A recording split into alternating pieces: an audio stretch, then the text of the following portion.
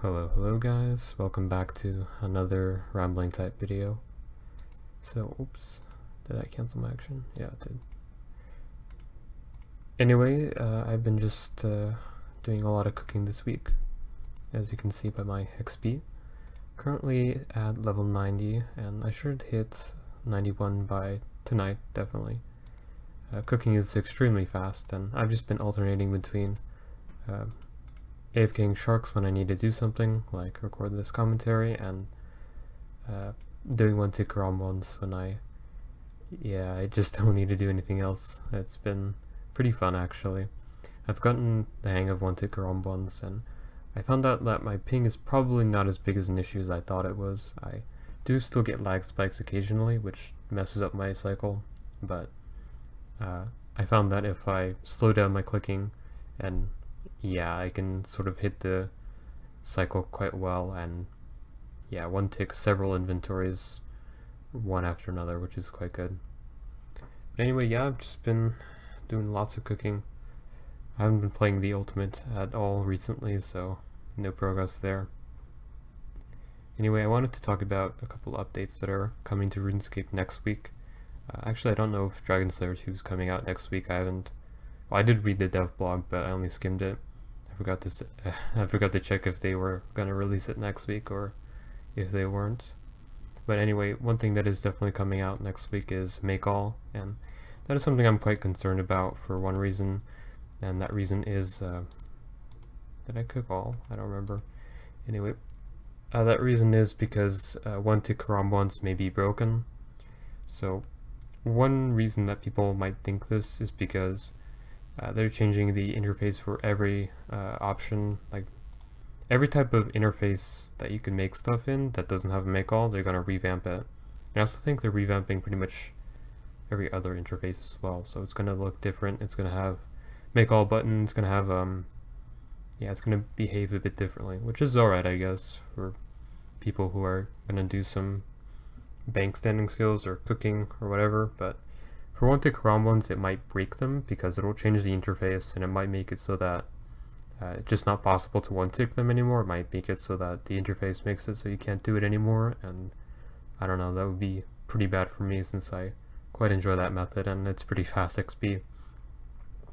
So that's what I've been thinking about before next Thursday, just doing a lot of one-tick karambwans way past 91, because I just want to get in all the XP that I can before they are possibly removed from the game. But one thing that I think about, one thing that I heard is that shortly after Zaya came out, it was possible to one-tick every type of food. So anything like anglerfish, you could do the same way you do one-tick karambwans, and it would work. And you could get like, I think it was 2.8, 2.3, something like that, mil XP per hour, which was quite insane. And they patched that shortly after, but they left karambwans, so I don't know what it is exactly, but it feels like karambwans are just coded completely differently from all the other food, and maybe that's why they don't touch it. So that's why they didn't revert karambwans back to, like, well, not revert, but I guess they didn't change karambwans to be like 2 or 3 ticks like all the other cooking food is.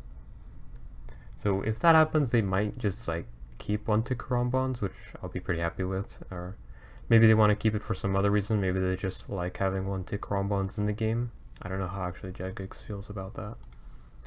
I know a couple people want them removed because they think it's OP, but I really don't think it is. It's kind of hard to do it consistently, and 900k an hour for cooking is pretty alright. In my opinion, cooking is a very fast skill. Anyway, so another thing that is coming out is of course Dragon Slayer, and I looked at the requirements recently and I have all the requirements already, so I won't have to worry about that, and I'll probably be doing it on release. I'll have to see. The only thing about me doing it on release is that since updates are on Thursdays and I work on Thursdays, I would have to wait until I get home and do it, and I have school the next day, so I probably couldn't do it for very long, depending on how long the quest takes. If it's anything like Monkey Madness 2, it would take me maybe a day or two to actually just sit down and figure it out. But it could be fun, and it's been very, very long time since I did a quest blind, so kind of looking forward to that. So, in other news, my internet has been incredibly bad lately. Uh, it goes out at least 2 or 3 times a day, it seems like. That's what it has been doing recently, and yeah, I don't know, it just makes it very hard to play RuneScape sometimes, and just, I have to, like, it'll be, the feeling of playing with that kind of internet is the same feeling where the world is about to DC or something, so you click on a spot and your character won't move until like 10 seconds after you click the spot. And just imagine that, but you actually never DC, so it's just like that for everything you do. It pretty much makes a lot of skilling impossible, other than like just AFKing sharks, I guess, which yeah, is what I've been doing anyway. So yeah, I don't know, that'll probably affect my streaming schedule as well, since I plan to stream like once or twice a week, usually on the weekends, and I think, yeah, it's been pretty bad every time I stream.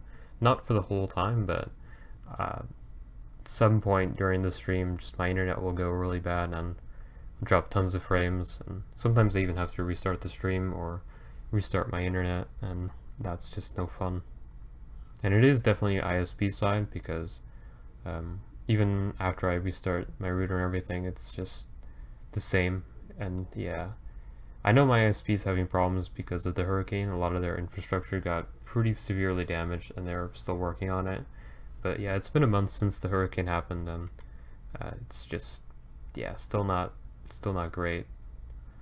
So I don't know when it's going to be fixed or back to normal or whatever, but I expect it to be like this for probably at least another month. Hopefully it gets resolved sooner than that and not later, but yeah, that's what I'm going to have to be dealing with for the near future.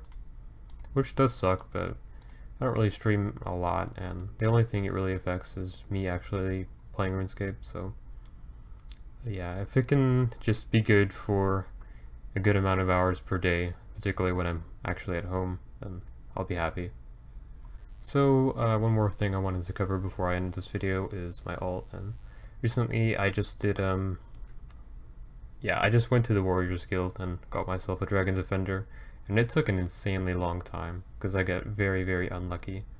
I got like 2,000 tokens to start with, and I went in and I got all my defenders from bronze to rune, and the bronze defender took a long time to get. The iron defender took quite a while to get. I think I got steel kind of shortly after, and then black, but then mithril went really dry, addy went really dry, and then amazingly, immediately after I got the adamant defender and went back into the room, I got a rune defender on the very next skill, which was pretty awesome. I've never had that happen to me before, but it's not like I've gone and gotten the Dragon Defender that many times either. And yeah, the Dragon Defender took me, I think, about 3 hours to get, because I had 600 tokens left, and I went to go get the Dragon Defender. I ran out of those tokens, got 600 more, went back, still didn't get it, got 600 more, and I almost ran out of those. And then I got it. So yeah, I think every 10 tokens is 1 minute in the room, so 600 tokens would be 1 hour. So yeah, it took about I think 6 hours total to get all the defenders, including the dragon one, and the dragon one took easily half of that. So yeah, just pretty unlucky, but it's done, and now I can do a couple more things actually. For my alts, I did Horror from the Deep, which I had to do bar call for, which I forgot about, but yeah, it was a pretty easy quest, and I got myself those books, and also I can be assigned Dagonoths now whenever I do those. Oh yeah, something else been thinking about doing is Shiloh Village, because I definitely want to use Daredevil as my Slayer Master, and I'm actually not sure if you can just use NPC contact without having completed Shiloh Village. Like, you can use NPC contact to contact any Slayer Master, but I don't know if you actually need the requirements to go to them in person in order to do that, or if you need to talk to them once outside of NPC contact first. So I don't know how that works, but I think I might have to do Shiloh Village. Not that it's like a terrible quest or anything. I mean, I've done Morning's End Part 2 on my alt, so I guess a little more questing wouldn't hurt. But yeah, I'm probably going to get that done sometime. Maybe not right away, maybe after I've trained melees up a bit. Yeah, I'll go do that. And also I need to get a fire cape eventually, since it's going to be pretty helpful if I go the melee route, and it's going to speed up training in Slayer quite a bit. So I think I could go get 75 range, get my blowpipe, and go do 5Ks for an hour, get my fire cape, be done with that. So yeah, lots of stuff going on. I'll probably be playing the ultimate a lot this weekend, take a little break from my main, and what is going on? Holy shit. What was that? Oh my god, I actually don't know what that was. Is that like a Easter egg or teaser for something? I'll probably be finding out what that was later on Twitter or something. Anyway, yeah, that was a good way to end the video. I'll see you guys next time, and look out for maybe another Ultimate Iron Man progress video or stream this weekend.